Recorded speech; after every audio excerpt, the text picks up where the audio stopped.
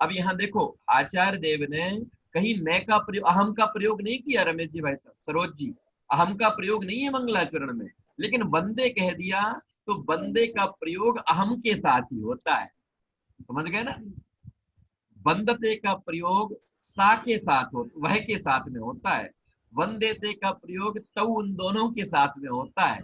इस तरीके से मैं आपको उलझाना तो नहीं चाहता था, लेकिन कई जगह ऐसा जब अपन को आएगा तो अपन को पता लगना चाहिए कि ऐसा कैसे है ना? जैसे मैं आपको और थोड़ा सा संस्कृत को सरल करके बताऊं। आप लोगों ने पठ धातु तो बहुत सुनी होगी, है ना? पढ़ना तो, रीड तो सबने पढ़ा होता है।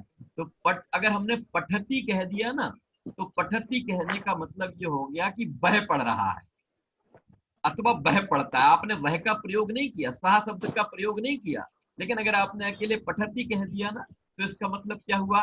वह पढ़ रहा है। अगर आपने पठता कह दिया तो वो दोनों पढ़ रहे हैं। अगर आपने पठंती कह दिया तो वे सब पढ़ रहे हैं। पठसी कह दिया तो तुम पढ़ रहे हो, है ना? पठता कह दिया तो तुम दोनों पढ़ रहे हो। पठत कह दिया तो तुम सब पढ़ रहे हो। और अगर पठामी कह दिया तो मैं पढ़ रहा हूँ। पठा वह कह दिया तो हम दोनों पढ़ रहे हैं। जैसे अभी अपन लोग तत्पर सूत्र पढ़ रहे हैं, तो अपन क्या बोलेंगे? पठामहा। क्यों बोलेंगे पठामा? क्योंकि मैं अकेला नहीं पढ़ रहा हूँ, और आप और मैं दो भी नहीं है, बहुत सारे हैं ना। तो अगर मैंने पठामहा कह दिया तो उसमें से ऑटोमेटिक कर्ता क्या निकल के आ गया? हम सब निकल के आ गया, हम सब पढ़ रहे हैं। ऐसे ही वहां वंदे जो है वो उत्तम पुरुष एक वचन में कहा, इसका मतलब मैं नमस्कार करता हूं। किनको? जो मोक्ष मार्ग के नेता हैं, जो कर्म रूपी पर्वतों के भेदता हैं, जो तीनों लोकों के ज्ञाता हैं, ऐसे उनको मैं नमस्कार करता हूं। क्यों? वंदे तद गुण लवदये, उनके उन गुणों की प्राप्ति के लिए। क्या के लिए? जिन तीन गुणों के कारण मैं उन्हें नमस्कार कर रहा हूं, उनको उन तीन गुणों की प्राप्ति के लिए, माने मैं जैसी जिस बीतरागता, जिस सर्वज्ञता, जिस उपदेशी पने के कारण मैं नमस्कार करता हूं, मैं आपसे बस वही चाहता हूं, उसके अलावा मैं आपसे कुछ नहीं चाहता। ऐसा मंगलाचरण में कहा है। ठीक है। अब इसमें से आप लोगों को ये कला भी आनी चाहिए, भेदतारम कर्म भूभृताम में से बीतरागता निकलेगी। ठीक है। ज्ञातारम विश्व तत्वा नाम में से सर्वज्ञता निकलेगी, और मोक्ष मार्गस्थ नेतारम में से हितोपदेशी पना निकलेगी। ठीक है। क्या?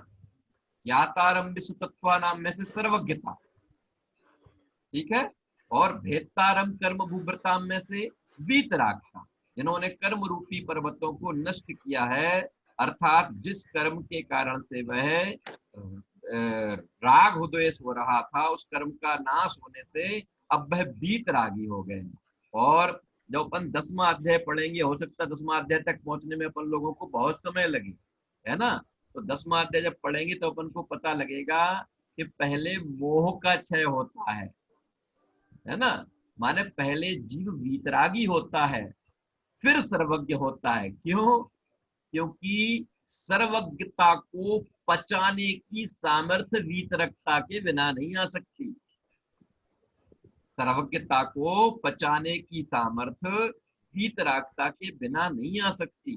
वीतरागता के बिना कदाचित होती नहीं है सर्वज्ञता। लेकिन कदाचित अगर अपन कल्पना में केवल समझने के लिए अगर अपन बात करेंगे, तो वो अगर वीतरागता के पहले सर्वज्ञता हो जाएगी तो वह जीव सुखी होने की जगह अनंत दुखी हो जाएगा। क्या समझ में आती बात की नहीं? वीतरागता से पहले कदाचित सर्वज्ञ हो जाएगा तो क्या होगा? सुखी होने की जगह वो अनंत दुखी हो जाएगा। लेकिन कैसे? मोह ही तो छूटा ही नहीं, मोह तो छूटा ही नहीं। हाँ, इसीलिए वो, इसलिए पहले क्या होगा? पहले वीतरागता होगी। माने मैं तीनों लोगों को जानने देखने लग जाऊं। अकेला तीनों लोक नहीं है, ध्यान रखना, तीनों काल भी है। भूतकाल, भविष्य काल, वर्तमान काल, माने मेरा जीव, अपना अपना जीव लगा लेना, अरे जीव अनंत है। और अगर अपन अपने अपने ऐसे तरीके से अपने के आधार पर बात करें, मेरा जीव भूतकाल में निगोद में था, और उस नित्य निगोद में भी कैसे परिणाम किए, किन परिणामों से उसमें से निकल के एक इंद्रिय में पहुंचा, किन परिणामों से फिर दो इंद्रिय में पहुंचा, किन परिणामों से आज यहाँ है, कल कौन से परिणाम करेगा, कहाँ जाएगा, परसों क्या करेगा, ये प्रत्येक जीव का, तीनों कालों का, किसका कब कैसा क्या होगा, वो सब जिसके ज्ञान में आएगा। आप जरा विचार तो करो, ऐसा जब उसके ज्ञान में आएगा और वो बीतरागी होगा नहीं, तो उसके अनंत पूर्व भवों के माता पिता भाई बहन रिश्तेदार सब उसके ज्ञान में झलकेंगे, और सब तो सुखी होंगे नहीं। कोई कहीं पड़ा होगा ना कोई कहीं पड़ा होगा, और बीतरागी हुआ नहीं तो उनको सबको वो अपने जैसा करना चाहेगा, सुखी करने का प्रयास करेगा। और सुखी कोई किसी को किसी कीमत पर कर नहीं सकता, क्योंकि सबको जो वर्तमान में परिणाम मिल रहा है वो स्वयं किए जो कर्म शुभाशुभ के आधार पर मिल रहा है। तो कर्म तो किए हैं उनने, और उसके कर्म के फल में जो उपलब्ध होने वाला है उसे हटाना चाहेगा, अपने हिसाब से अपनी इच्छा से कुछ देना चाहेगा, दे पाएगा नहीं तो अनंत दुखी बन जाएगा। इसलिए पहले तो भैया बीतरागी हो, जानने में तो तीनों लोक और तीनों काल आने लगे, लेकिन ये कर्तृत्व का भाव मोह नष्ट नहीं होगा तो वो अनंत दुखी हो जाएगा। इसलिए वो तो छंद अनुरोध में ये ध्यान रखना पड़ता है कि कहाँ शब्द सही बैठ रहे हैं, इसलिए वहां उन्होंने मोक्ष मार्गस्थ नेतारम से आरंभ किया। लेकिन जब हम समझेंगे तो पहले नंबर पर भेदतारम कर्म भूभृताम, दूसरे नंबर पर ज्ञातारम विसुतत्वानाम, और तीसरे नंबर पर मोक्ष मार्गस्थ नेतारम, ये क्रम आए, ठीक है। और अंतिम आएगा वंदे तद गुण लब्धये, ये चौथे नंबर पर आएगा। ठीक है, अब मैं समझता हूं कि मंगलाचरण का अर्थ सबको बिल्कुल क्लियर हो गया होगा है।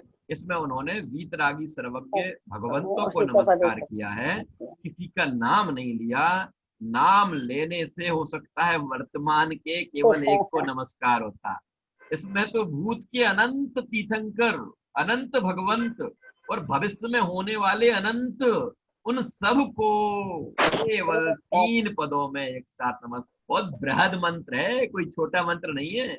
मैंने आप लोगों को बताया था, इसके ही ऊपर हुई है बहुत सारी टीकाएं। बहुत सारे लोगों के वो नहीं खुल रहे हैं वीडियो, भैया चालू करें। हाँ कि क्या बता रहा था, हाँ आप्त मीमांसा, अष्ट सती, अष्ट सहस्त्री, ये सब उस मंगलाचरण के आधार पर हुई रचनाएं हैं। इतना बृहदभय मंगलाचरण है।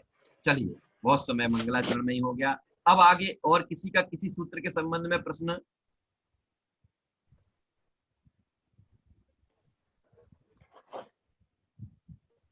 बोले नहीं ना?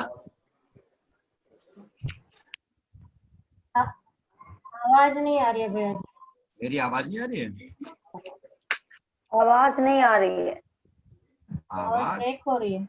ब्रेक हो रही है? आवाज ब्रेक आवाज नहीं आ रही। अब आ रही। हाँ चलिए, अब आई। हाँ अब बोलिए आप लोगों का प्रश्न कोई। हाँ।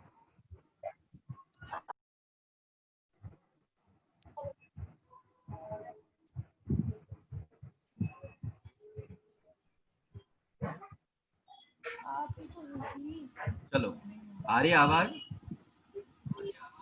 हाँ जी भैया। अब आई। हाँ हाँ आई जल्दी, भैया। जल्दी से बोलिए, किसी का क्या प्रश्न है?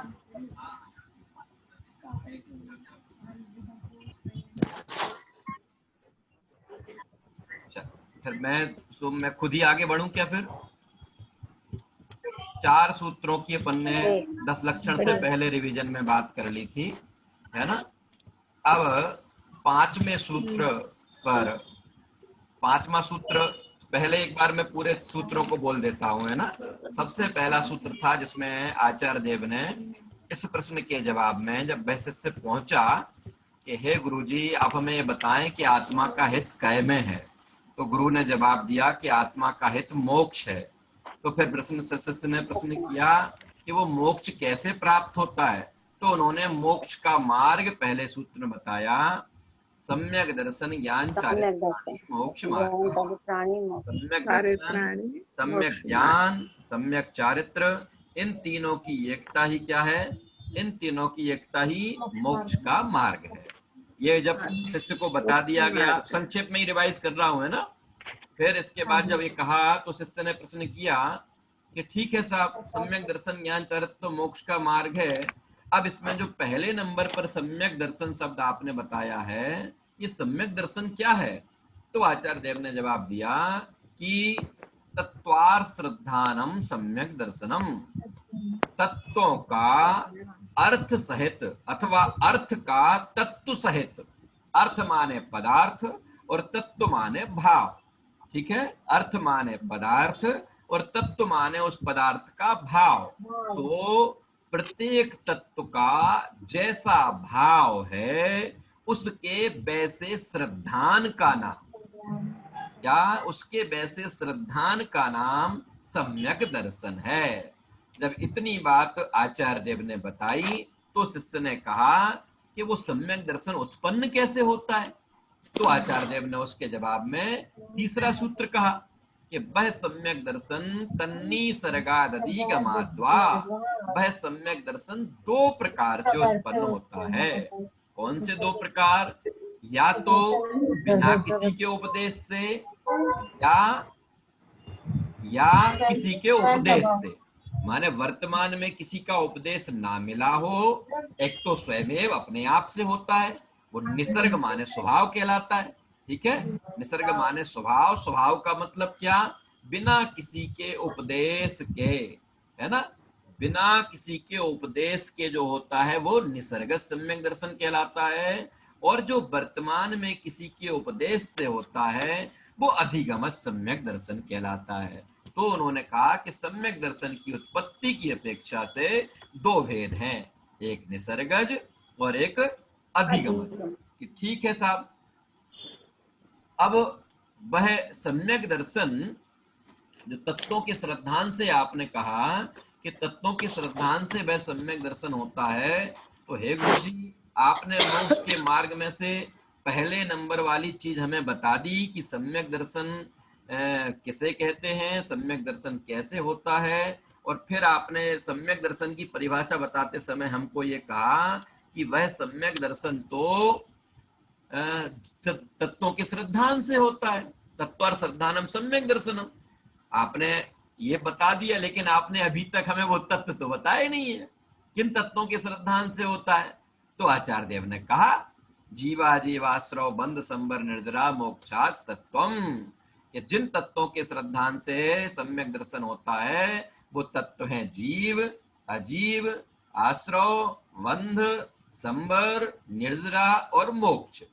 इन सातों तत्वों का स्वरूप अपन ने बात की थी, और साथ में ये भी बात की थी कि किसके बाद में जीव के बाद में अजीब क्यों, अजीब के बाद आश्रव क्यों, इनका क्रम ऐसा क्यों रखा गया, इस पर भी आपने अपन ने बात की थी, है ना। तो मैं तो आपको विषय से जोड़ने के लिए केवल आज रिवाइज करा रहा हूँ कि अपन विषय से जुड़ जाएं, है ना। इतनी डिटेल अपन करेंगे तो फिर उतने के उतने दिन लग जाएंगे, है ना, और आगे भी अपन को बढ़ना है। और इसमें आप लोगों को एक बात और याद रखनी है भेदों की ओर से, कि जीव के भेद की जब बात आए तो जीव के मुख्य रूप से दो भेद, संसारी और मुक्त। फिर संसारी के दो भेद, त्रस और स्थावर, और मुक्त के तो सिद्ध परमात्मा है ही, उनके तो कोई भेद होते नहीं, है ना। फिर त्रस के दो इंद्री से लेके संघी पंचेंद्री तक, और स्थावर के 5, पृथ्वी जल अग्नि वायु और वनस्पति। अजीव के 5 भेद, उद्गल, धर्म, अधर्म, आकाश और काल, ये अजीव के 5 भेद हैं। फिर आश्रवादि के आश्रवादि के दो भेद, द्रव्याश्रव, भावाश्रव, द्रव्य बंध, भाव बंध, द्रव्य संबर, भाव संबर, द्रव्य निर्जरा, भाव निर्जरा, द्रव्य मोक्ष और भाव मोक्ष। इस तरीके से देखो भाई, आप लोग थोड़ा घर पर भी आधा 1 घंटे का समय निकालो, अगर आपको टाइम मिलता है तो एक चार्ट बनाओ, ऊपर सातों तत्वों के नाम लिखो, हेडिंग बनाओ, ऊपर लिखो तत्व, तत्व के बाद एरो बना के उसके 7 पॉइंट्स करो, फिर जीव के नीचे जीव के भेद, अजीब के नीचे अजीब के भेद, आश्रव बंध आदि के नीचे उसके भेद, ऐसा एक चार्ट बना के और अपने जहां आपका समय ज्यादा व्यतीत होता है वहां लगा लो। फिर वो आपको जब बिल्कुल तैयार हो जाए फिर उस चार्ट को बंद करके एक जगह रख दो, फिर नए भेद जो आएंगे फिर उनका एक बना लो। इस तरीके से आपका जितनी बार उस पर ध्यान जाएगा ना, आपके सबसे अच्छी बात पर मंद कसाय बनी रहेगी, स्मरण भी बना रहेगा और पूरा विषय आपके ध्यान में आता जाएगा। ठीक है, अब क्लियर हुई बात, 7 तत्वों के भेद प्रभेद पता लग गए। अब फिर इसके बाद जब उन्होंने कहा कि ये 7 तत्व होते हैं, इनके श्रद्धान से सम्यक दर्शन होता है, तो फिर अगला प्रश्न क्या आता है कि अब आप हमें ये बताओ, क्या इनको किसी और तरीके से भी जान सकते हैं? इनको जानने का और क्या क्या तरीका है? तो फिर कौन से सूत्र का जन्म हुआ, कोई बोलेगा? बोले 5वां सूत्र। हाँ नेहा जी। नाम स्थापना, हाँ, तब उन्होंने ये कहा, हाँ म्यूट कर लीजिए अपने आप को फिर से, क्या उन्होंने क्या कहा? नाम स्थापना द्रव्य भाव तस्तन्यासा, उन 7 तत्वों को जानने का तरीका क्या है? उनका नाम जानो, स्थापना जानो, द्रव्य जानो, उनका भाव जानो, है ना? नाम, स्थापना, द्रव्य और भाव, 4 अनुयोग। कितने अनुयोग बताए? 4 अनुयोग। नाम से, स्थापना से, द्रव्य से और भाव से, इनके माध्यम से उन 7 तत्वों को और सम्यक दर्शन को जाना जा सकता है, समझा जा सकता है। क्योंकि जब हम जानेंगे, समझेंगे, तब कहीं जाके हम ऐसा मानेंगे कि वास्तव में इन तत्वों का स्वरूप ऐसा ही है और इनमें से मैं जीव नाम का तत्व हूं, तो मेरा स्वरूप ऐसा है। इसलिए उसको जानने के लिए आचार्य देव ने हमें पहला सूत्र क्या बताया? नाम जानो 7 तत्वों के। जब तक किसी चीज का नाम नहीं जानोगे तब तक उसकी पहचान कैसे करोगे, है ना? और उस नाम के बाद किसी किसी चीज में हम किसी चीज की स्थापना कर देते हैं, तो स्थापना भी जानना पड़ेगी। स्थापना 2 प्रकार की होती है, एक तदाकार स्थापना और एक अतदाकार स्थापना। उसके आकार वाली वस्तु में उसी की स्थापना की जाए तो वो तदाकार स्थापना कहलाती है ना? जैसे शतरंज के, जैसे जिनेंद्र परमात्मा की मूर्ति में जिनेंद्र भगवान की स्थापना करना, है ना, वो तदाकार स्थापना कहलाती है। और जिसका आकार वैसा नहीं, और वो पांडुक शिला का भी आया था ना, पांडुक शिला के आकार वाली उसमें पांडुक शिला की स्थापना करना, वो भी तदाकार हो जाएगी। और आकार तो वैसा नहीं है, लेकिन हमने उसमें वैसी स्थापना कर दी तो वह कहलाती है तदाकार स्थापना। जैसे अक्षत में, है ना, चावल में पुष्प का आवाज आ जाएगी, अभी हो सकता है यहाँ वहाँ नेट का थोड़ा कोई प्रॉब्लम बन रहा हो। पीले चावल में पुष्प की स्थापना। पीले जो चावल होते हैं उनमें पुष्प की स्थापना कर लेना। सफेद रिटायर्ड टीचर की नहीं, अभी वो नहीं, अभी सफेद चिटक में नैवेद्य की स्थापना कर लेना, नीली चिटक में दीप की स्थापना कर लेना, है ना? इस तरीके से। हाँ, शतरंज के मोहरों में हाथी का, घोड़े का, राजा का, वजीर का, ये सब आकार हो जाएगी। हाँ, ये उंगलियों में वो कहते हैं ना, ये इस पे पापा, ये मम्मी, इस तरीके से बच्चों को समझाने के लिए खिलाते हैं ना, वो कर देते, बहुत तदाकार स्थापना हो गई, है ना? ये सब कहलाती हैं अतदाकार स्थापना, है ना? फिर इसके बाद द्रव्य क्या होता है? द्रव्य क्या होता कि द्रव्य कहलाता है कि किसी की भूतकाल अथवा भविष्य काल की पर्याय को वर्तमान में कथन करना, वो कहलाता है द्रव्य निक्षेप, है ना? जैसे भूतकाल में क्या हो, भूतकाल के अध्यापक को वर्तमान में अध्यापक कहना, है ना?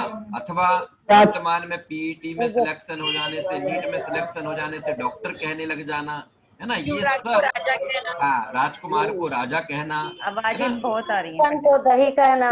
हाँ, ठीक है, तुम्हारे इसका मतलब अब आप लोगों को सब तैयार है, ठीक है? इसका नाम हो गया द्रव्य निक्षेप। और जो वर्तमान में है वर्तमान में राजा को ही राजा कहना, अध्यापक को ही अध्यापक कहना, इंद्र को ही इंद्र कहना, है ना। ये सब जो है ये किसके कथन है? ये भाव निक्षेप है। क्लियर हो गया? नाम निक्षेप, स्थापना निक्षेप, द्रव्य निक्षेप और भाव निक्षेप। निक्षेप का मतलब क्या था? रखना। ठीक है, तो इस तरीके आवाज आ रही है किसी की? भैया अपना वो माइक ऑफ कर ले सभी लोग, फिर जब जिसकी जरूरत पड़ेगी अपने आप ऑन कर लेना, मैं कहूंगा तो। ठीक है, यहाँ तक बात हो गई। ये 4 प्रकार के निक्षेप। ठीक है, आचार्य देव ने जब इतनी बात कही तो हमने कहा आचार्य देव आपने बता तो दिया, कुछ कुछ हमारी समझ में आ गया, लेकिन हमारे मन में एक और प्रश्न हो रहा है कि आप हमें ये बताओ कि इसको किसी और तरीके से भी समझा जा सकता है क्या? तो उन्होंने कहा हाँ, समझा जा सकता है। कौन कौन से तरीके समझा जा सकता है? हाँ बोले, नेहा जी बोले। प्रमाण, गुण, हाँ, प्रमाण नैरधिगमा, प्रमाण से और नयों से। नए से प्रमाण के द्वारा भी जान सकते हैं और नए के द्वारा और भी। नयों के द्वारा। आप फिर से बंद करें सब लोग आवाज अपनी। किसको? सातों तत्वों को और सम्यक दर्शन को, रत्नत्रय को। किससे? प्रमाण से और नए से। अब प्रमाण क्या होता है और नए क्या होता है? पूरी की पूरी वस्तु को जो विषय बनाता है वह कहलाता है प्रमाण, और प्रमाण के द्वारा ग्रहण की हुई वस्तु के एक अंश को जो विषय बनाता है, माने एक अंश के आधार पर जो वस्तु का निर्धारण करता है, निश्चय करता है, वो कहलाता है नए। ठीक है, क्लियर हुई बात? प्रमाण और नए बहुत समझाया था ना उस समय पर, बहुत बात की थी अपन ने। जैसे मैं मनुष्य भी हूं और जीव भी हूं, दोनों चीजें हैं कि नहीं? मनुष्य और जीव है कि नहीं? तो प्रमाण तो पूरी वस्तु को ग्रहण करेगा, नए क्या कहेगा? मनुष्य कहेगा, मनुष्य को मनुष्य कहेगा, देव को देव कहेगा, नारकी को नारकी कहेगा, है ना। तो वो जीव के किसी एक पक्ष में पूरे जीव को जो ग्रहण करता है वो तो कहलाता है प्रमाण, और उस प्रमाण के द्वारा ग्रहण की हुई जो वस्तु है उसके जब एक अंश का कथन किया जाता है, कथन का मतलब उस एक अंश से पूरी वस्तु का, एक अंश से पूरी वस्तु का कथन किया जाता है, तब वह क्या कहता है?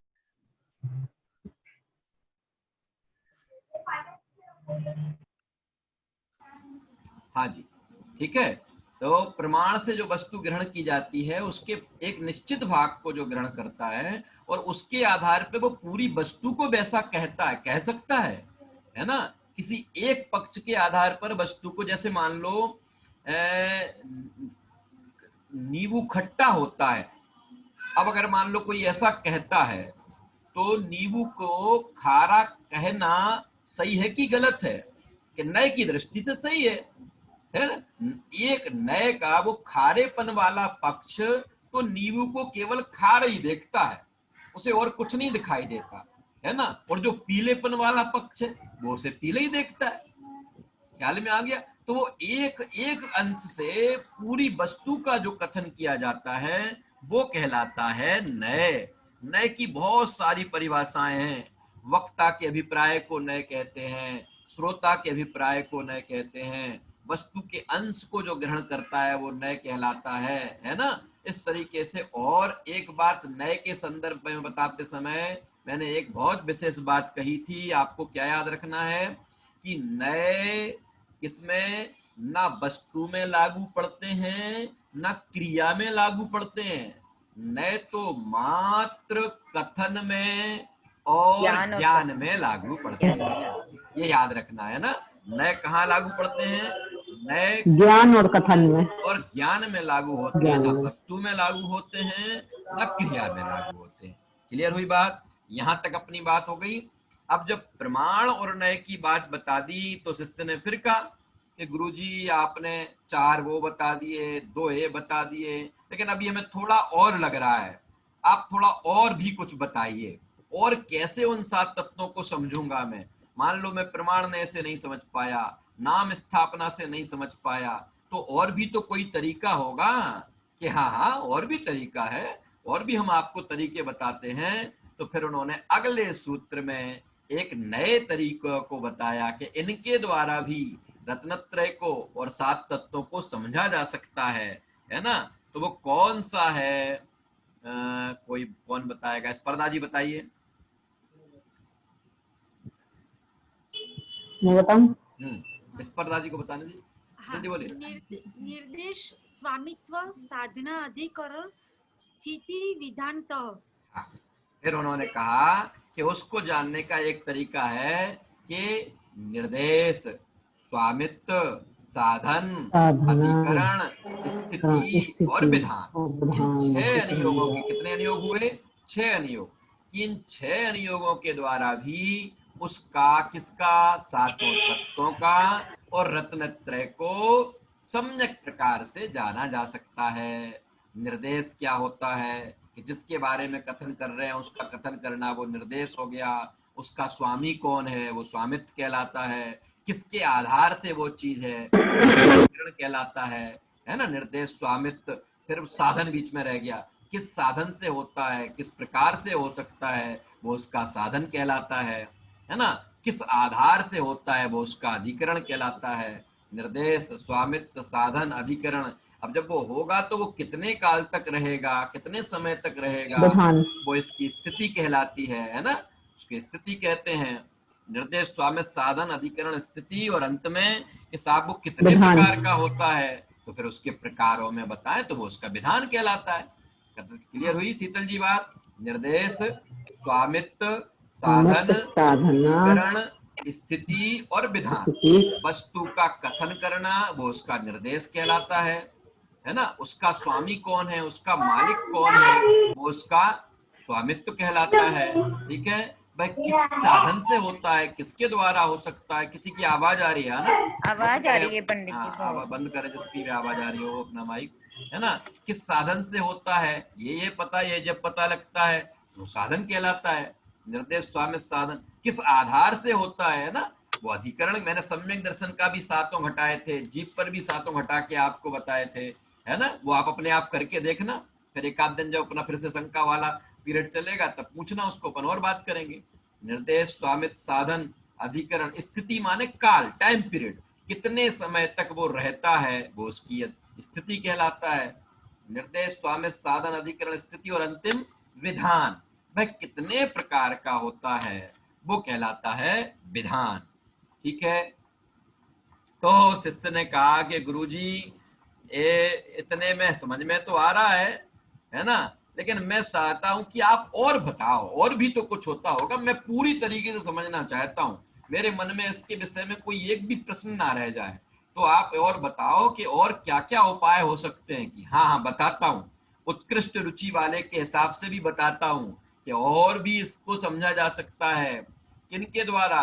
कि अभी हमने पहले तो सबसे पहले 4 अनुयोग बताए, है ना। फिर प्रमाण नए 2 बताए, फिर निर्देश, स्वामित्व 6 बताए। अब 8 अनुयोगों की बात और करते हैं कि भैया अब अगर तुम्हें निर्णय करना हो तो उस निर्णय के ये 8 तरीके और हैं। इसके द्वारा 7 तत्व का और साथ ही साथ रत्नत्रय का निर्णय किया जा सकता है, जाना जा सकता है, समझा जा सकता है। और जब आप भली भांति उनको समझ लोगे तो फिर तुम्हारी उसके प्रति श्रद्धा निश्चित रूप से जागृत होगी। तो उमा स्वामी आचार्य ने फिर 8वें सूत्र को कहा उस शिष्य से, और उस शिष्य ने बड़ी विनम्रता पूर्वक उस 8वें सूत्र को सुना।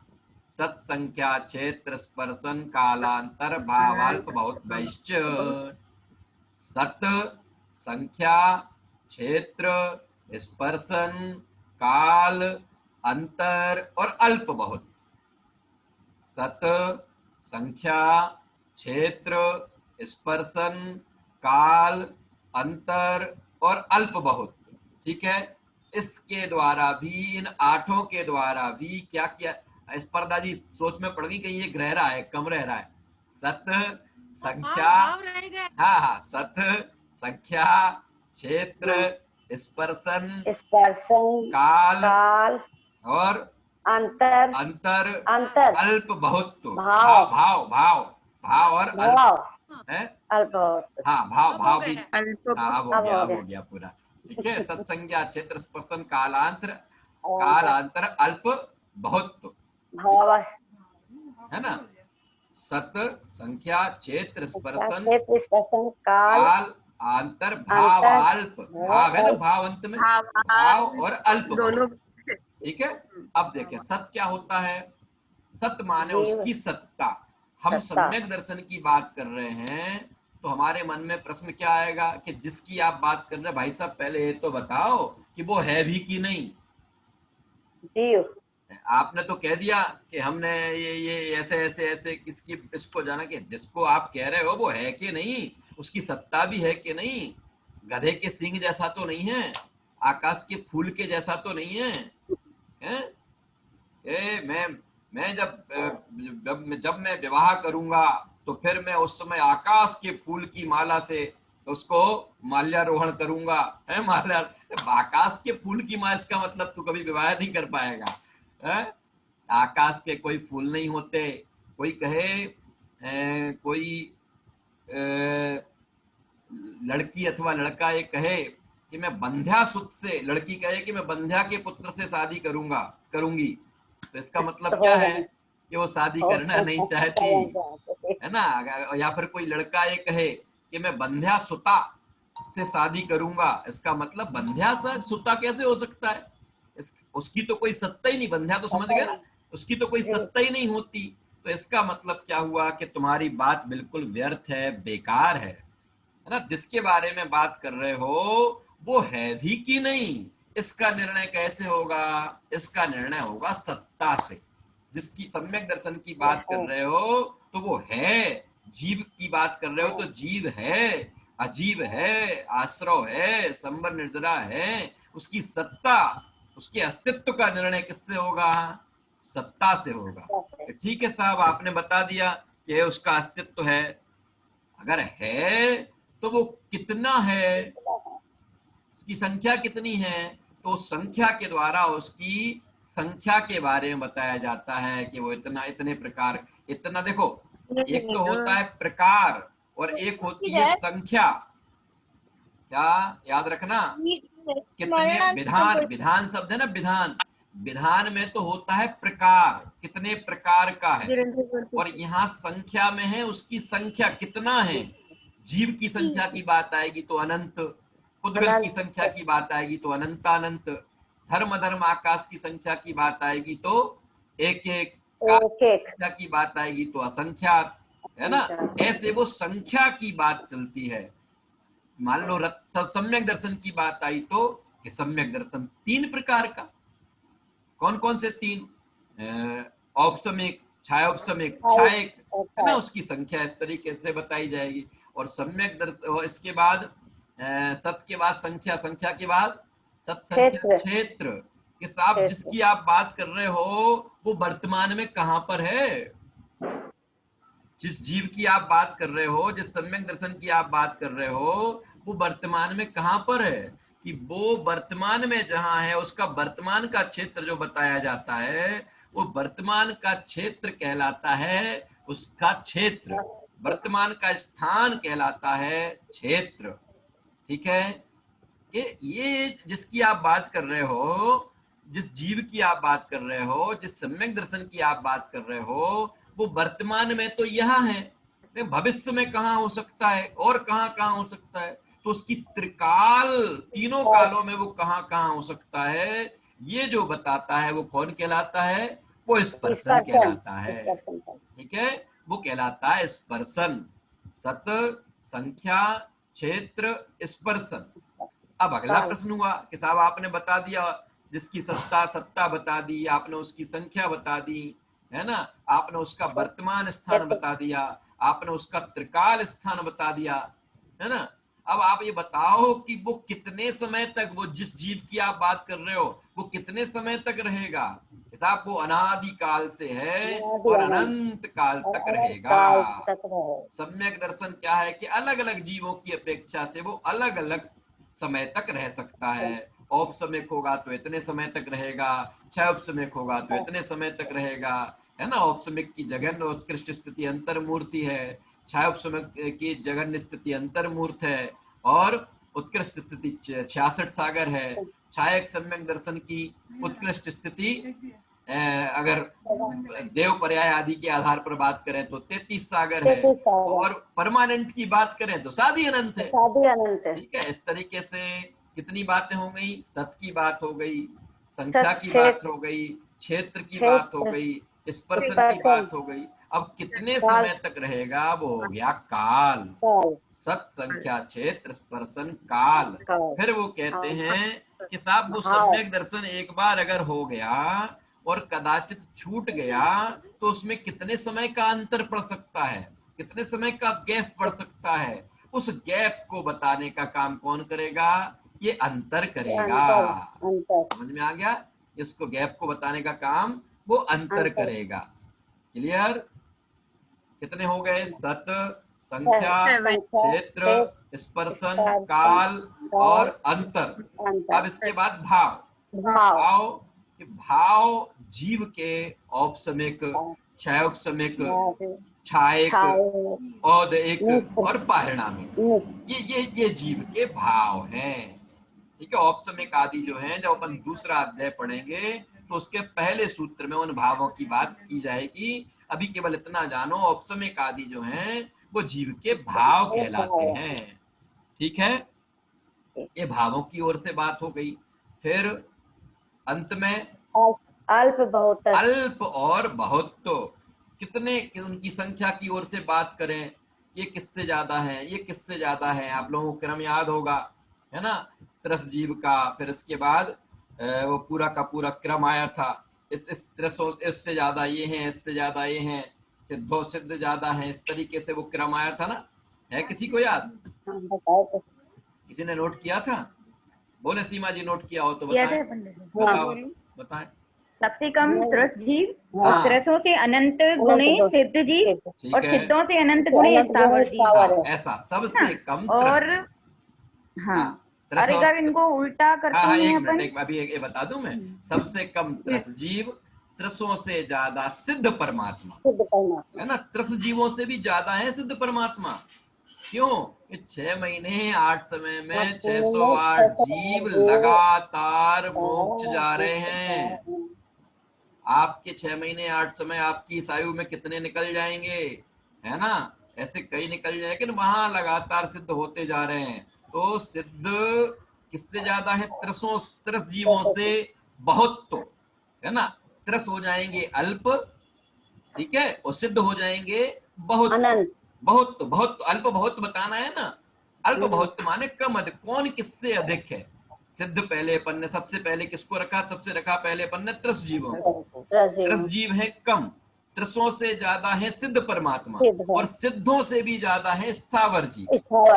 ठीक है, और रेशो कितना है? अनंत गुने का, 1-2 गुने का नहीं, 1 गुना, 2 गुना, 3 गुना, 5 गुना, 10 गुना, 100 गुना, संख्यात गुना, असंख्यात गुना नहीं, अनंत गुना। त्रसों से अनंत गुने हैं सिद्ध परमात्मा, सिद्धों से अनंत गुने हैं स्थावर। ये तो हुआ बहुत की तरफ जाने का। किसकी तरफ से?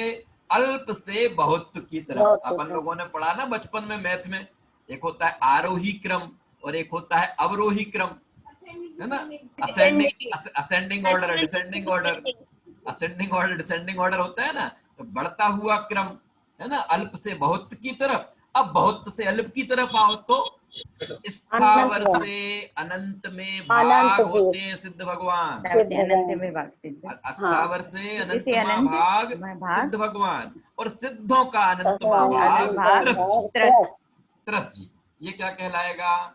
ये जीवों का अल्प बहुत कहलाएगा।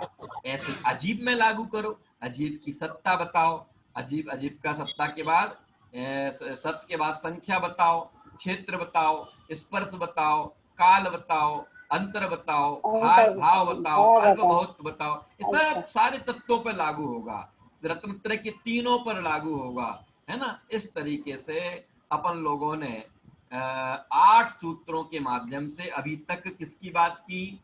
अभी तक अपन लोगों ने पहला सूत्र आया था ना, बस 5 मिनट में पूरी करता हूं बात। अभी तक अपन लोगों ने पहले सूत्र में जो उन्होंने ये कहा था मोक्ष का उपाय बताते हुए सम्यक दर्शन ज्ञान चारित्राणि मोक्ष मार्गः, तो उसमें जो पहला सम्यक दर्शन था, उस सम्यक दर्शन को कैसे प्राप्त किया जा सकता है ना? उस सम्यक दर्शन का स्वरूप क्या है? तत्वार श्रद्धानम सम्यक दर्शनम, ये उसका स्वरूप हो गया कि कैसे जाना जाए, कैसे पहचाना जाए, कैसे प्राप्त किया जाए। तो उसके लिए ये सारे सूत्रों को बताया, उसके उत्पत्ति का कारण बताया, उन्हें और कैसे कैसे जान सकते हैं, है ना? 4 निक्षेप बताए, फिर प्रमाण ने 2 बताए, है ना? फिर निर्देश स्वामित्व से 6 बताए, संज्ञा चित्र से 8 बताए। अब यहाँ तक उन्होंने समझ लिया, आचार्य देव को लगा कि अब मैं मानता हूं कि सम्यक दर्शन के बारे में तुम सब कुछ समझ गए होगे। अब प्रश्न है कि उसका दूसरे नंबर की चीज क्या थी? सम्यक ज्ञान। अब वो सम्यक ज्ञान क्या होता है ना? कितने प्रकार का होता है, कैसे होता है, इस सब की चर्चा अपन लोग आरंभ करेंगे कल से। आप सब लोगों ने, आज जितने लोगों ने अटेंड की, वो सब लोग धन्यवाद के पात्र हैं। पर आप सब, क्योंकि इतने दिनों के बाद फिर बैठना कठिन होता है ना, अपने सब साथियों को भी कहें कि फिर से कक्षा आरंभ हो गई है, तो सभी लोग उसमें बैठें और साथ ही साथ थोड़ा थोड़ा इन भेद प्रभेदों को चार्ट बनाने का अपने लिए समय निकालें, तो वो आपको बहुत अच्छे से तैयार हो जाएगा। और शॉर्ट में अपने सामने परिभाषा लिख लें, है ना? जब अपनी एक ऐसे सम्यक ज्ञान का प्रकरण पूरा होगा ना, तब मैं फिर से रिवीजन रखूंगा, उसमें सम्यक दर्शन और ज्ञान का रिवीजन आप लोगों से, आपसे कराऊंगा, मैं नहीं बोलूंगा, फिर 1 बाय 1 आप लोगों से पूछूंगा, तो वो चीज अपन लोगों की तैयार होगी। और 1 साल के लिए कमर कस लो, लॉकडाउन खुल जाए तो, लॉकडाउन नहीं खुले तो 1 साल से कम में तो तत्वार सूत्र पूरा होने वाला नहीं है। सही है। ठीक है। आप सभी को जय जिनेंद्र। कल भैया जी इसका पीडीएफ भेज दीजिएगा ना। हाँ, पीडीएफ में पूरा ही भेज दूंगा। भैया जी पीडीएफ भेज दीजिएगा तो उसको चार्ट में उतार लेंगे। हाँ, बिल्कुल बिल्कुल भेज देता हूँ। जय जिनेंद्र भैया जी। जय जिनेंद्र उत्तम क्षमा। सही बात है।